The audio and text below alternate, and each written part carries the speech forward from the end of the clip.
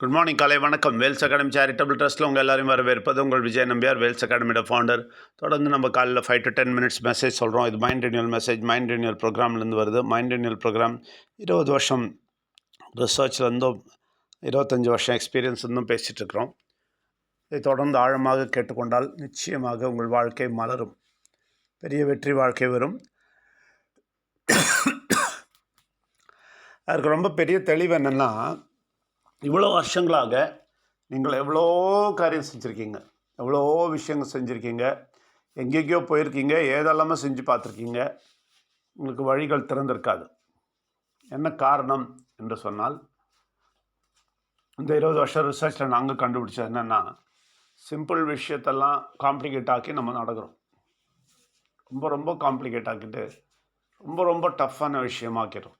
இதுக்கு முக்கியமான ஒரு காரணம் இந்த கெட்ட சக்தி நல்ல சக்தின்னு சொல்கிறோம் பாருங்கள். இது சாதாரணமாக எடுத்துக்கிறாங்க எல்லோரும்.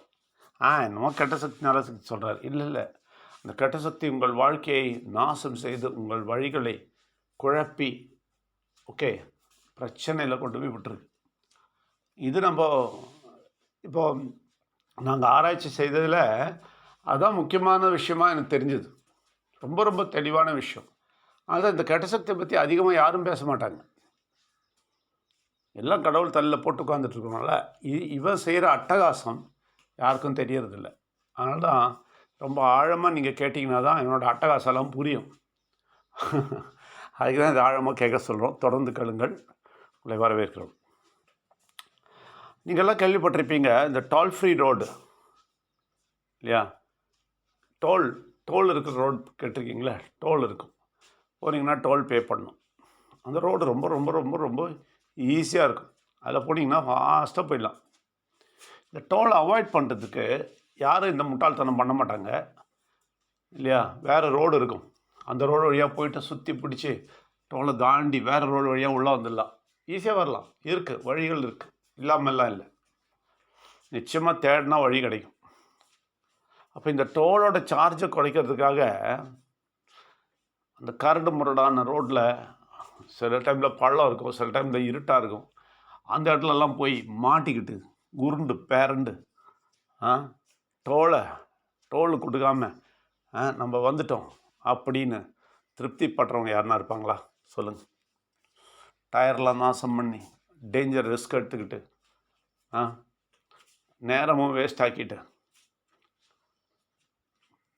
ஜஸ்ட் அந்த டோல் காசு மட்டும் அவாய்ட் பண்ணி அதை மாத்திரம் சேவ் பண்ணிவிட்டு, டோல் காசை நான் சேவ் பண்ணிட்டேன் அப்படின்னு சொல்கிறவங்க யாருன்னா இருப்பாங்களா? இல்லை, நம்ம யாருமே அப்படி பண்ண மாட்டோம். நம்ம ஸ்ட்ரெயிட்டாக இந்த ரோடுக்கே போய் டோல் என்ன இருந்தாலும் கொடுத்துட்டு போயிட்டே இருப்போம். அற்புதமான ரோடு பண்ணி வச்சுருக்குறாங்க, அப்படி தான் போவோம்ல. அதுதான் நார்மல் மனுஷங்க அப்படி தான் பண்ணுவாங்க. கரெக்டு தானே?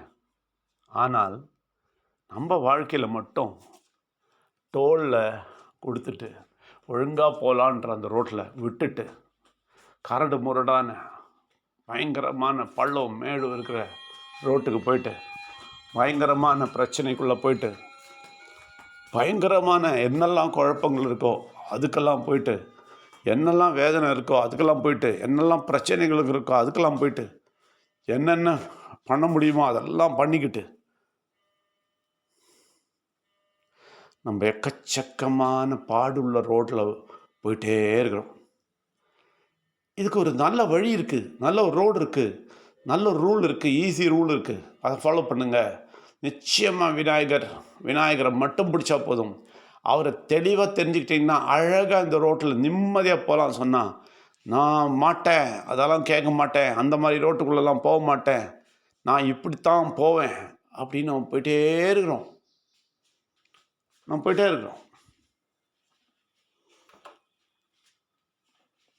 இது எப்போ தான் மாற்ற போகிறோம்? கொஞ்சம் யோசிச்சு பாருங்கள். யார் சொன்னாலும் கேட்க மாட்டோம், என்ன சொன்னாலும் கேட்க மாட்டோம். எங்களுடைய முன்னாடி நாங்கள் கேட்டது இதுதான், இப்படித்தான் நாங்கள் செய்வோம் அப்படின்னு சொல்லிட்டு திருப்பி அந்த கரடு முரடான ரோட்லேயே போயிட்டுருக்குது. கடவுள் ஒரு அற்புதமான ரோடு வச்சுருக்கிறாரு. டோல் கொடுத்து அற்புதமாக போகிற ஒரு நல்ல ரோடு, அற்புதமான ரோடு வச்சுருக்காரு. அது வழியாக போகலாம். அப்படின்னு சொன்னால் கூட கேட்க மாட்டோம். இல்லைங்க எங்களுக்கு இதுதாங்க பழக்கம், நாங்கள் இப்படி தாங்க போவோம்.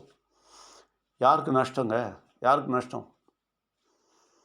நாங்கள் நிச்சயமாக சொல்கிறேன், 20 வருஷம் இந்த ரிசர்ச்சில் நாங்கள் பார்த்தது என்னென்னா, இந்த ரோடு அற்புதமான ரோடுன்னு பார்த்துட்டோம். இந்த ரோட்டில் போனால் வியாதியே வராது, இந்த ரோட்டில் போனால் பண கஷ்டமே வராது, இந்த ரோட்டில் போனால் எந்த விதமான குழப்பமும் டென்ஷனும் அடிதடியும் சண்டையும் நிம்மதியின்மையும் எதுவுமே இல்லை. இந்த ரோட்டில் போனால் நிம்மதியான தூக்கம், எல்லாத்தையும் பார்த்துட்டோம். செழிப்பு எல்லாமே இருக்குது. நாங்கள் பார்த்துட்டோம் வாங்கன்னு சொன்னால் கூட அந்த அந்த வழிக்கு வரமாட்டாங்க. தான் பெரிய பிரச்சனை. விநாயகர் ஒரு அற்புதமான பாதை, அற்புதமான பாதை. அந்த விநாயகரை ஒரு பாதையாகவே இவங்க பார்க்கறதில்ல. அந்த விநாயகரை கிண்டல் பண்ணிட்டு தொப்ப பிள்ளையாருன்னு சொல்லிட்டு அந்த நாட்டில் என்னடான்னு பார்த்தா கணபதி பப்பா மோரியா ஆதா லட்டு காலியா அப்படின்னு சொல்லிட்டு அவர் கிண்டல் பண்ணிக்கிட்டு அந்த அற்புதமான பாதையை விட்டுட்டு கெட்ட சக்தி என்ன பண்ணுறான், இதை விளையாட்டு காட்டி மோசமான ஒரு வழியில் நம்மளை கொண்டு போயிடுறோம். 10,000 தடவை நம்ம சொன்னாலும் விநாயகரை புரிந்து கொள்வதற்காக ஆள் யாருமே இல்லை. பயங்கர பக்தி மட்டும் காட்டுவாங்க, நல்லா விநாயகர் சதுர்த்தியில் பூஜை மாத்திரம் பண்ணுவாங்க, எல்லாம் பண்ணுவாங்க. கதைகளும் 10,000 கதைகள் அதை சுற்றி 10,000 கதையும் வச்சிட்ருக்குறாங்க. ரொம்ப தெளிவான ஒரு கான்செப்டை 10,000 கதை வச்சு குழப்பி, முதல்ல நான் சொல்கிறேன், நிறைய பேர் என்ன கேட்பாங்க, சரி சொல்லுங்களேன் சார், எப்படி சார், எப்படி நான் உங்ககிட்ட சொல்கிறது, நீங்கள் தான் பழைய கதையெல்லாம் உள்ளே வச்சுருக்கிறீங்களே, யாருன்னா ஒருத்தராவது சரி நாங்கள் பழைய கதையை கம்ப்ளீட்டாக எடுத்துடுறோம் சார்னு சொல்கிறதே கிடையாது. இது ஒரு அடிஷ்னல் கதையாக நம்ம சொல்கிறது கேட்டுருக்குறாங்க. இப்படி அடிஷ்னலாலாம் கேட்டால் நடக்காதுங்க. நான் சொல்கிறேன், நிச்சயம் இந்த பழசு கதையெல்லாம் அந்த ரோடெல்லாம் தூக்கி போட்டு இனிமேல் அந்த ரோட்டுக்கே போக மாட்டேன், தலை வச்சு படுக்க மாட்டேன்னு தீர்மானிச்சு இந்த ரோட்டுக்கு வரேன்னு சொல்லுங்கள். அப்போ தான் நீங்கள் இந்த ரோட்டில் சாஃப்டாக போவீங்க. இல்லாட்டி அடிக்கடி புத்தி வரும், அந்த ரோட்டில் போய் திருப்பி ஒரு சுற்றலாமான்னு. கிளியராக சொல்கிறேன், இந்த பாதை அற்புதமான பாதை, அழகான பாதை, விநாயகரை பற்றிய தெளிவு, அற்புதமான பாதையை உங்களுக்கு வழியொழுக்கும். நிச்சயமாக சந்தோஷமாக போவீங்க. நீங்கள் என்ன தான் சொன்னாலும், நாங்கள் அதை பார்த்தோம், இதை கேட்டோம், நாங்கள் அங்கே போயிருக்கிறோம், அவங்க இதை சொன்னாங்க, இவங்க அதை சொன்னாங்க, நீங்கள் என்ன வேணால் சொல்லுங்கள். நான் கேட்குற ஒரே கேள்வி கடைசியில் என்னென்னா, நிம்மதியாக இருக்கிறீங்களா? அவ்வளோதான். நிம்மதியாக இருக்கிறீங்களா? இல்லையே.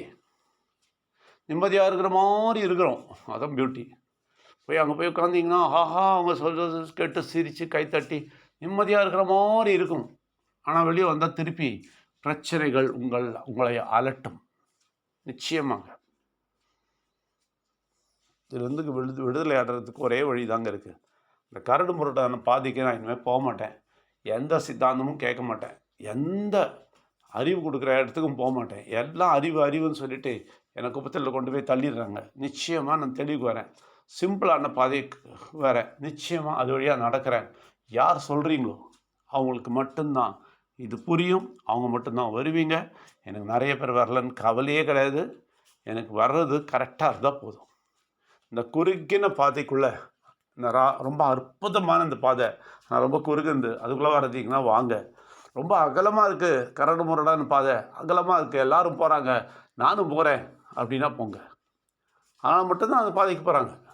நிறைய பேர் போகிறாங்களாம், சரி போங்க, இதுதான் பிரச்சனை. அதனால் நல்ல பாதைக்கு வாருங்கள். நிச்சயமாக பழைய பாதையை இனிமேல் நான் தொட மாட்டேன் என்று தீர்மானம் பெறுங்கள். பெரிய வெற்றி வாழ்க்கை அடையுங்கள். உங்கள் எல்லாரையும் வரவேற்கிறோம். நன்றி, வணக்கம்.